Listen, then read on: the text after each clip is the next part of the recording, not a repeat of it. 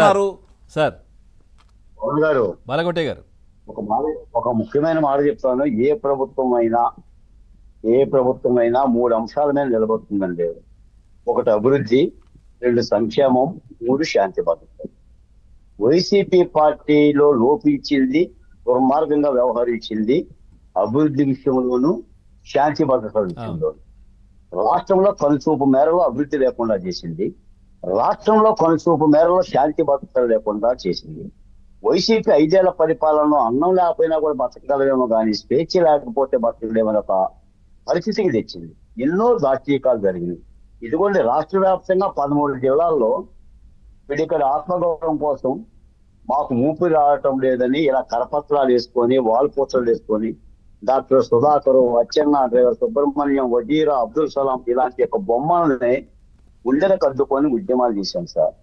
ఈ రోజున నేను అనేది ఏంటంటే, కూటమి ప్రభుత్వానికి 124 సీట్ల యొక్క విజయ తరహాసంలో వీళ్ళ ఆత్మలు పనిచేసినాయి, వీళ్ళ ఆత్మలో జీవించింది.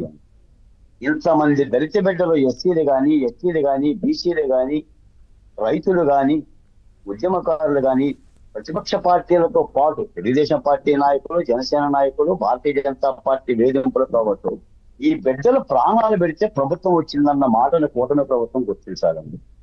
దాని మీద కూడా ప్రజలు ఉస్వాసన కలగాలని కోరుతున్నారు. ఈ రోజు కూడా కర్నూలు జిల్లాలో మన చంటి సినిమాలో లాగా ఒక దళిత కుటుంబానికి సంబంధించిన మహిళని తన కొడుకు వేరే ఒక అమ్మాయిని ప్రేమించి పెళ్లి చేసుకున్నారని స్తంభాన్ని కట్టేసి ఒక పిచ్చోడి చేత తాలిబొట్లు కట్టించే ప్రయత్నం చేశారనే వార్త ప్రధాన పత్రికలోనే వచ్చింది. ఇలాంటి సంఘటనల పట్ల రాష్ట్ర ప్రభుత్వం కదలాలని, అక్కడికి వెళ్ళిపోవాలి. సంబంధిత అధికారు, సంబంధిత మంత్రిత్వ శాఖ వెళ్ళి ఆ బిడ్డను ఓదారు సార్. ఎందుకంటే గత ప్రభుత్వం చేసింది ఏంటంటే వీటన్నిటిని కూడా ప్రోత్సహించింది. ఎలాంటి చర్యలు లేవు. ఈ దాష్టీకాల మీద ఉపశమనం కలగాలి. ప్రభుత్వం ఏ కాడికి ఏంటంటే అభివృద్ధిని ఒకదాన్నే చూస్తుంది. అభివృద్ధితోనే సరిపోదండి. అభివృద్ధితో పాటు ఈ యొక్క శాంతి భద్రతల విషయాన్ని కలుగు చేయాలి. ఇది రాష్ట్రంలో అన్ని రాజకీయ పార్టీలు కలుగు చేస్తుంది. ఇప్పుడు మీకు ఇందాక మిత్రులు మాట ఉన్నాడు, పిన్నెల్లి వెంకటరామిరెడ్డి. ఎందుకంటే ఏంటంటే అంటే ఎక్కడ పోయాడు? ప్రపంచంలో లేడా? అరెస్ట్ చేసుకురాలేని పరిస్థితిలో ఉంది ఐపీఎస్, ఇండియన్ అడ్మినిస్ట్రేషన్. మరి చంద్రబాబు నాయుడు గారికి అవకాశం ఇవ్వలేదు కదా సార్.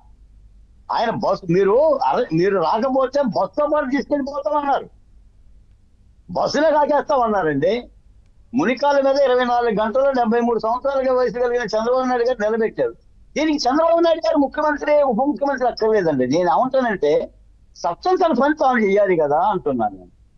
కూటమి ప్రభుత్వాన్ని కూడా ఏంటంటే ఈ ఆవేదనలో మన విజయాన్ని గెలిపించింది అనేది గుర్తించాలి.